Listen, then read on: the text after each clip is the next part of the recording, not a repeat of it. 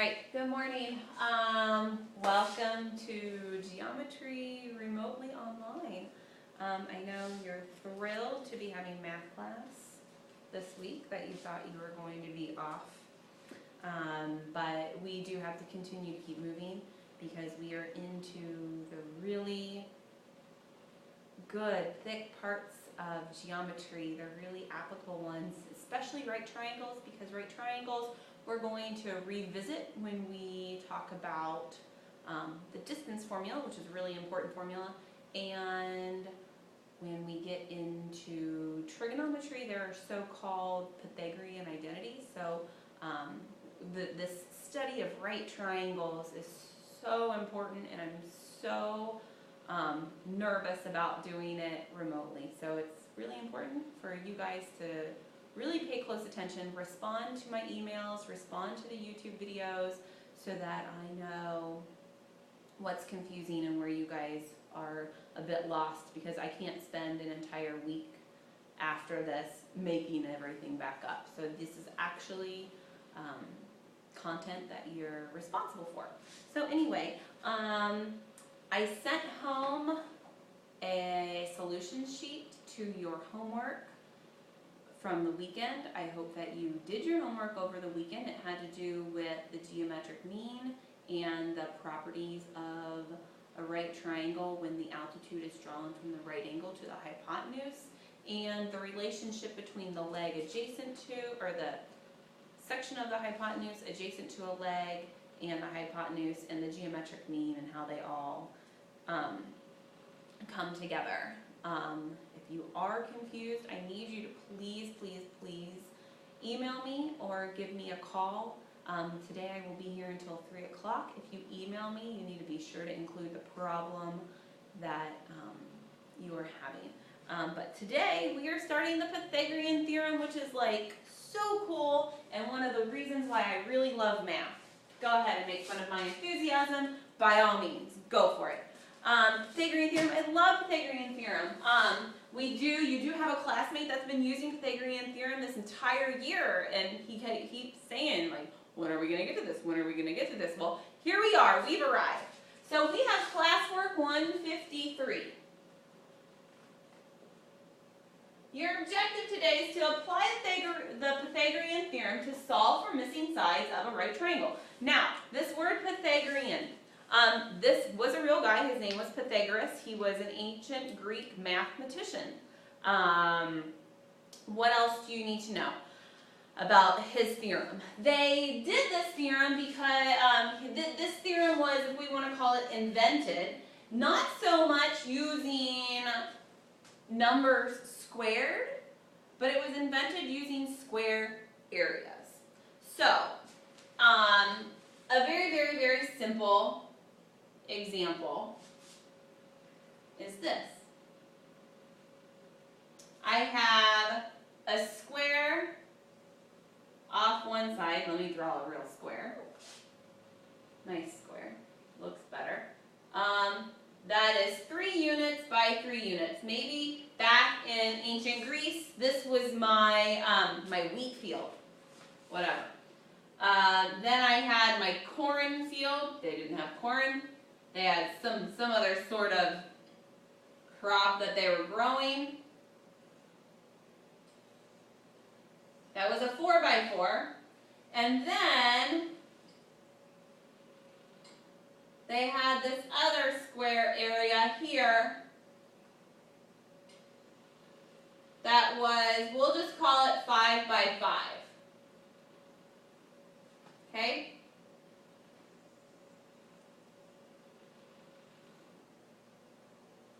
And so maybe you have some realtor who is going to sell a plot of land to some farmer that has 2 plots of land. And this farmer says, or this realtor says, it's the same amount of area as your 2 plots in 1 plot. And this guy says, really? Well, yeah, really. Because this is 9 units, this is 16 units, and this is 25. 9 plus 16 is equal to 25. this was the basis for the Pythagorean theorem. And then the mathematician said, hey, I think that as I'm solving for these right triangles, which are special in and of themselves, maybe I can use this area of the side squared, and maybe that can help me when I'm solving for a right triangle. So this is kind of the basis. We could go into more historical information about it, but the basis was the areas, not so much the side length squared, if that makes enough sense to you. But what we're going to see today is the relationship between the side length squared. Let's go back and revisit something squared. If I have a number and it is squared, it's that number multiplied by itself. Okay?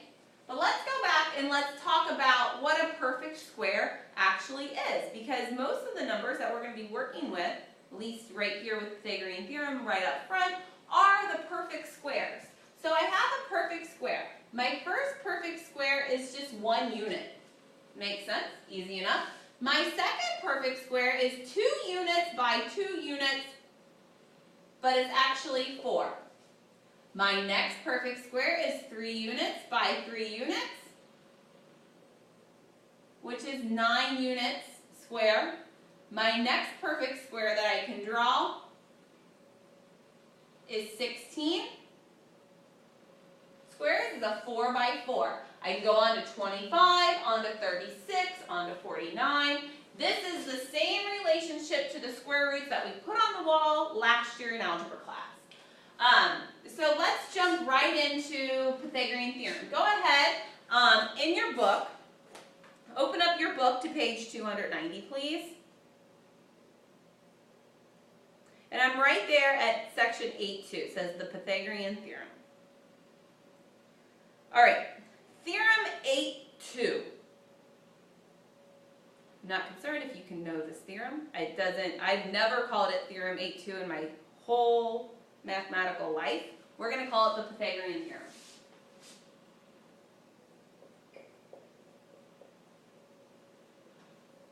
This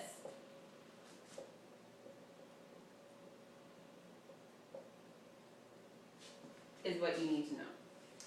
And the formula says this. A squared plus B squared is equal to C squared. A and B are legs. C is the hypotenuse.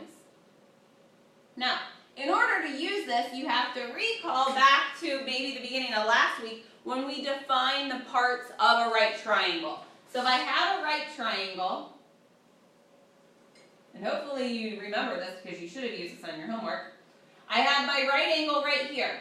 This is a leg, this is a leg, and this is the hypotenuse. Okay?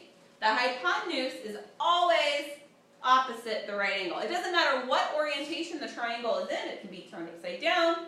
It's not really upside down, but to you it would be upside down. It's always right across. So, let's go ahead. We'll talk about this proof when you get back. Let's go ahead and look at how this actually works, because it's really not that bad. It's pretty easy. It's just a formula you're going to substitute into. So, I'm up on the top of page 291, and lucky you, you're not here for me to check your notes. So, we have example 1. Go ahead and write it down. No, seriously, write it down.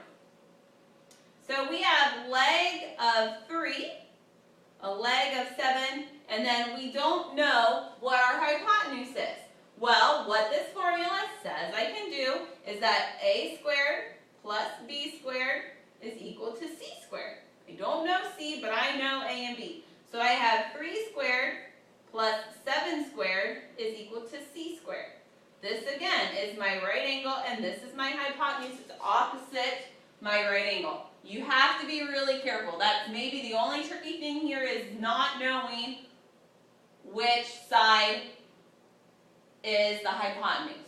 It's always, that's the only place maybe you can get mixed up. So we have 9 plus 49 is equal to c squared. Bring down the c squared.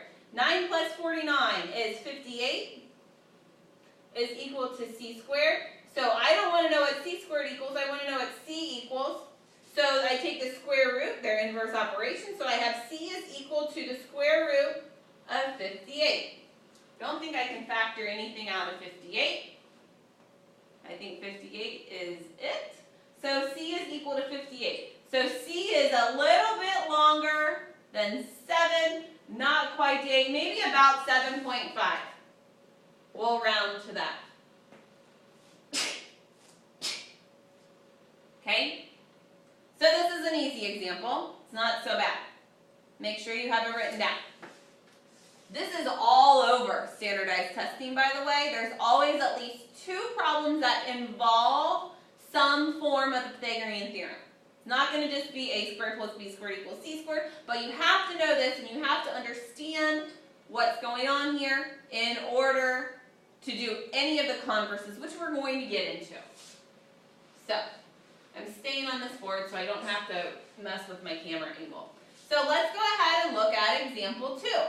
Alright, we have another triangle. It looks something like this. Here's my right angle. My hypotenuse is 10. Uh-oh, this leg is x, and this is x plus 2.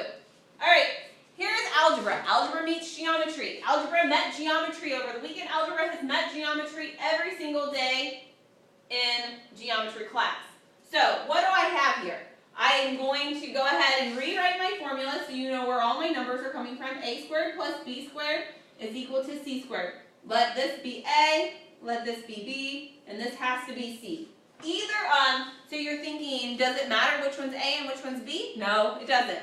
The legs, as long as you have one that is a and one that is b, you can substitute in. You'll see me most of the time use my smaller leg as a and my medium leg as b. That's just out of habit. It's probably what my teacher made me do when I first learned this. So I have x squared plus quantity x plus 2 squared is equal to 10 squared. Make sure that because this is side length x plus 2, it's quantity squared. Now this is a quadratic, so you're going to have to do a little bit more work here. So I have x squared plus x plus 2 times itself. Not distribute. You can't just distribute over the parentheses.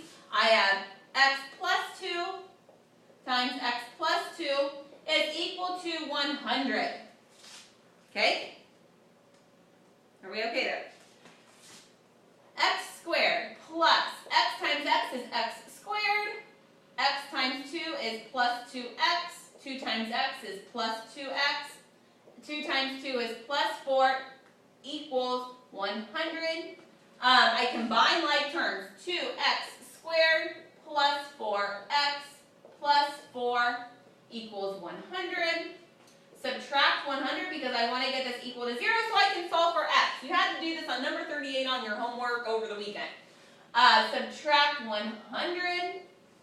This becomes 0 because I want it equal to 0 is equal to 2x squared plus 4x minus 96 equals 100. I'm going to go ahead. Let's see if my computer, yeah, it'll follow me up here.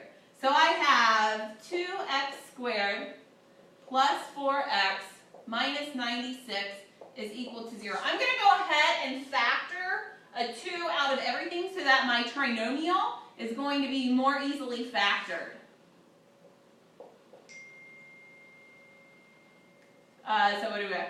50 minus 2 is 48. All right.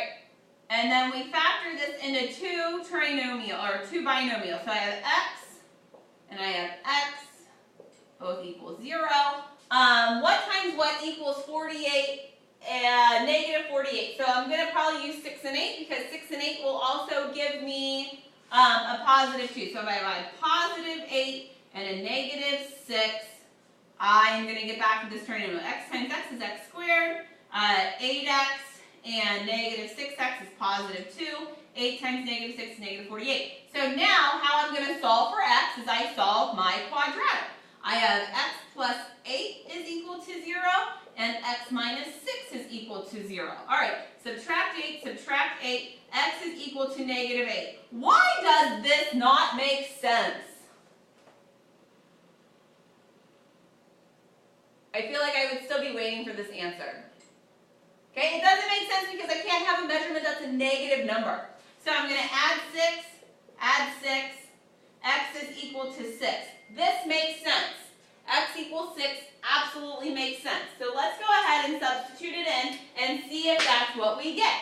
So if I have x is equal, if this side length is 6 and this side length is 6 plus 2, which is 8, 6 squared is 36, so 36 plus 64, does that equal 100? Yeah, 36 plus 64 is 100, 100 equals 100, so good, those are my answers. You got to be careful, you got to know your numbers that you're using. Alright, let's go ahead, I think I'm going to have to pause this for a minute because it will upload faster and then I'll